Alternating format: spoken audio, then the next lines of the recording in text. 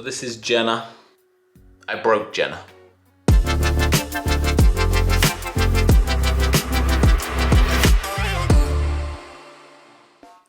Jenna is one of my prized possessions. She is my last remaining electric guitar. I used to have about 5 or 6 when I was back at university. I studied music and I had like a guitar for every occasion. And then as life's gone on and playing has simply become a bit of a hobby and just a pleasure activity for me now, I kept my favorites and I minimized my collection. So this is Jenna, my electric, and that is Audrey, my acoustic.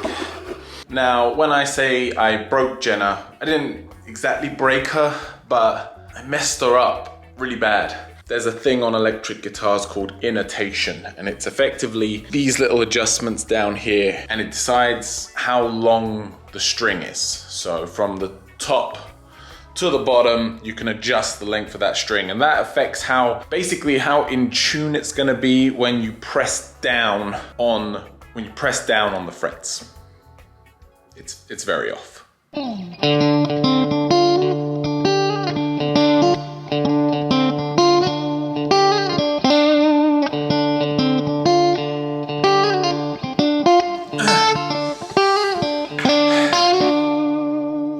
You see, there's this thing in the guitar world called setup, and it's basically how high the strings are off of the frets, the length of the string. There's a huge metal rod that goes down the neck of the guitar, and all of these elements of the guitar basically deal with the tension of the string. It's quite a nuanced thing to ensure that when your guitar is in tune and your strings are tightened up, that everything remains in tune and everything sounds the way it should do from top to bottom of the guitar. It's something that I've always tried to do myself because I've spoke about in videos before. I like to change the brakes on my car. I like to do DIY projects around the house because I think it's important to learn how to do things. My dad's biggest lesson to me was it's really not that hard. Well, my dad has clearly never tried to set up a guitar before.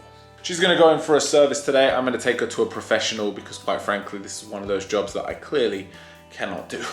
Anyway, Jenna isn't actually the topic of the video today, but I just thought I'd share that with you because considering the last video I made about the lessons my dad taught me, just showing you no one's perfect and it's all a massive contradiction.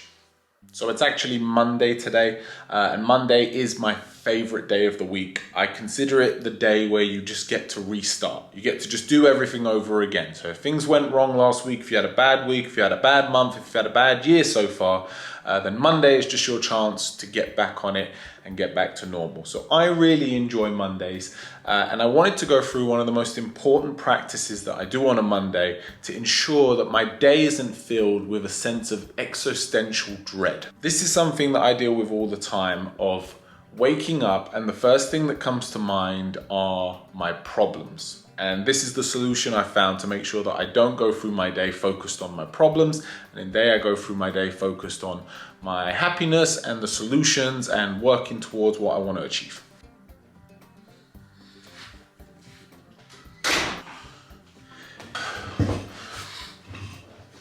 So I did a video a few weeks ago about my morning routine, and part of that morning routine was about getting set for the day, and I spoke about looking at your to-do list and your calendar. Now, as important as those things are, and I continue to advocate that you make sure you do that every day because it sets you up and it puts you on the right state of mind and frame of focus. The other daily practice that I think you should really try and introduce into your morning is, it's often referred to as a gratitude journal. Now, I don't have a dedicated gratitude journal. In fact, if I had a journal for everything I like to journal on, I'd have about 10 different books that I'd be writing in. I try to go for a more minimalist approach and keep things nice and simple. This is my daily planner. So it's effectively a bullet journal. What we're looking at right here is this week. So the current week that we're in, like I said, we're on Monday. So I've already gone ahead and put in, these are my classes that I teach in the evening. This is going to be my to-do list, which will get added to. The crossed out bit here is just sleepy time.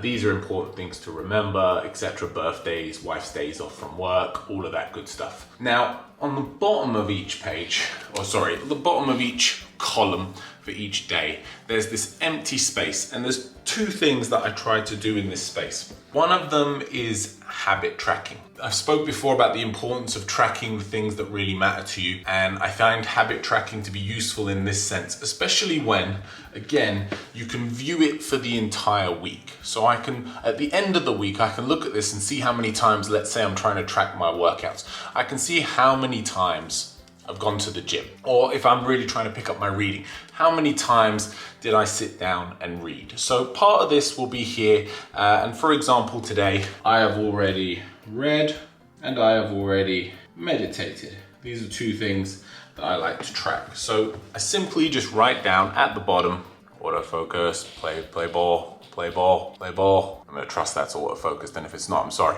I've already wrote down here, read and meditate. Back to me? Yeah, well, good, see? The other thing that I like to write down in the mornings is gratitude. I like to write down 3 small things that I'm grateful for.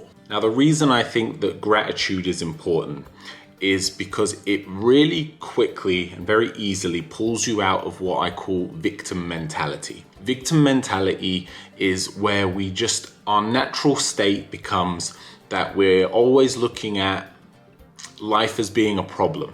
And we're always looking at the things that are happening to us and wondering, why is this happening to me? Why am I going through this? Why am I being subjected to whatever this is? And to be fair, with everything that's going on in the world at the moment, a lot of that is really understandable. But I think that reason alone makes it all the more important that we start practicing. Now, here's the problem that you might run into if you get into the practice of daily gratitude, and that is you might find that you're writing down the same things every single time. So for example, when you first start doing this, you're gonna write stuff like, I am grateful for my partner, I am grateful for my family, I am grateful for my job, whatever it might be. And all correct, you are right to be grateful for those things. If you're gonna do a daily gratitude journal, focus on really small things, okay? And because what this does is it draws your attention to the beauty that is everyday life. You see, a lot of our problems in terms of being unhappy, because at the end of the day, that's what we all want. We want to be happy, is we're not happy with what we have right here, right now. We live in a state of wanting. So I want to earn this money. I want to buy this car. I want to live in this house. I want that person to date me, etc. And we get away from what we already have. The thing that I've probably wrote down more than ever is I'm grateful for my morning coffee. It's a small thing every day that brings me an extraordinary amount of joy. And sometimes I write down that I'm grateful for my coffee cup, because if I ever go away on business, etc., I find that I really enjoy coming home and having a coffee in my cup. You see how small these things can be? Now, the idea of this is not to be like, I'm grateful for the air I get to breathe, or I'm grateful that the sun is still in the sky. You don't need to get silly with it. I understand. It is about focusing in on the small pleasures in life and realizing just how lucky you are just to be in the position that you are currently in. There's a great little picture somewhere. I'll try and share it on here, but I'll explain it for you. It's a guy riding a bike and he's looking into a car. And he's looking into the car and you see his thought process, and his thought process is, I wish I could afford a car. And then there's a guy who's walking on the street and he's looking at the bike and he's saying, man, I wish I could afford a bike. And then there's a guy up in a balcony, I think he's in a wheelchair, and he's like, man, wish I could walk. And do you see what I mean there with all of these guys are looking outwards at someone who has something that they don't have, and they're wishing that they had it. And they're saddened by the fact that they don't, not realizing that there are people looking at them, wishing they could have what they have. So that's how I want you to think about gratitude. It's being grateful for what you have right here, right now. You can still work towards new things. You can still try and achieve and go for stuff, but it's being happy with what you have in the moment. So just to share, because I think it might be helpful for you.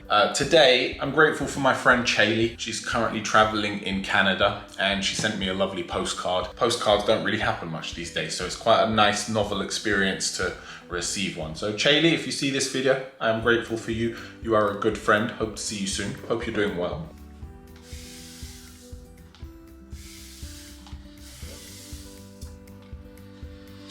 I'm really grateful for this. It's a little spray bottle I got for my bonsai trees, and I just love it. It really gives a nice mist. Finally, I'm going to be extremely grateful to the guy who fixes Jenna after I completely destroyed her by trying to fix her myself. Guys, if you liked the video, please like, please subscribe, and I'll see you on the next one. Have a good day. See you later. Bye.